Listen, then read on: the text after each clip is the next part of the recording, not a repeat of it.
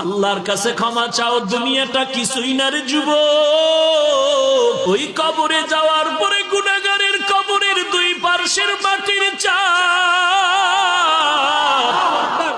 পাথরের হাড় চুরমার হয়ে যাবে। একটা নয়, দুটো নয়, 70 থেকে 99টা সাপের কামড়।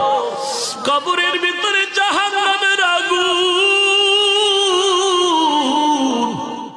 এরে বান্দা, এখনো কি আল্লাহর রাস্তায় ফিরে আসবি না? আল্লাহ দেখায় দেয় দুনিয়ার বিল্ডিং এর আগুনে কত যুবকের লাশ, আর চিৎকারের আওয়াজ, বাঁচাও বাঁচাও। একটু চিন্তা করে দেখ, যখন আগুন লাগছিল শরীরের মধ্যে তখন ওদের কেমন লাগছিল, অবস্থাটা কেমন হয়েছিল। ওরা যখন আগুনের মধ্যে সবাই জানালা দিয়া হাত দিয়া কয়, কে আছো আমাদের বাঁচাও। আমাদের ডানে আগুন, বামে আগুন, চতুর্দিকে আগুন। এই দুনিয়ার আগুন থেকে হাজার হাজার হাজার তাপের মাত্রার আগুন হবে জাহান্নামের আগুন। এরে যুবক, পায়ে হাত রেখে বলি, পাও দুটা আগাইয়া দাও।